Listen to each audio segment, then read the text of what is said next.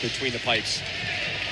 Off and running on this Saturday night here in the Twin Cities from Tria Rink in St. Paul. Rip it free again. Pekarczyk now with the left side looking to center. Sliding down to get it knocked away. Back in front though. Stenberg scores.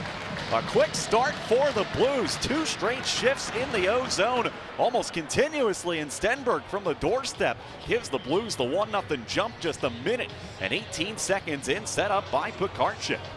So the Blackhawks have had a few days of practice here, and a lot of them were saying this morning that acknowledging that there's likely going to be some rust because it's a lot of these guys' first game in 5 months. Obviously, St. Louis played last night. Point given some space, and a Sunfield played it into the slot. It bounces loose, and Cranley, a great save, sliding across to his right as Israels was right there on the doorstep. The defenseman down below the goal line. He'll pull up at the circle, look across the ice. Harding shoots and scores! The vision of Sam Rinzel finds his defense partner, Tage Harding, who pots it and ties the game at 1. You mentioned the vision of Sam Rinzel to find Tage Harding all the way on the other side of the ice.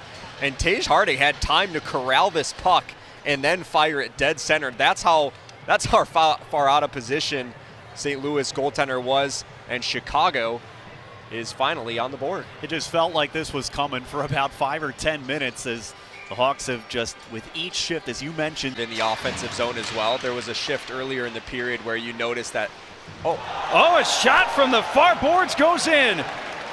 It's Ryan Mast who slipped it under Kaprowski. The Blackhawks strike for 2 here in the second and take their first lead of the game. Well, nice situational awareness there to just get the puck on net. I'm not sure if he was able to see this puck or if it just kind of caught him by surprise. Yeah, I think it just caught him by surprise. But that's one of those things that the youth hockey coaches always tell you, just get the puck to the net if there's ever in doubt.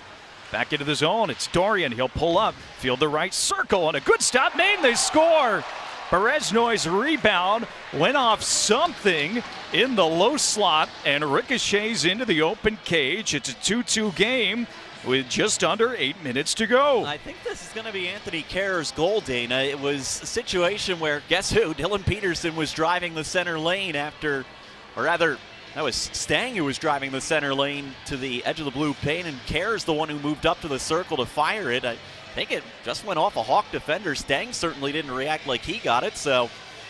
It's Rinzel out on the ice with Moore and Lardis. To start it out for Chicago, Lardis with a lead pass for Moore, cuts into the zone, ducks with his shoulder, delays, and scores!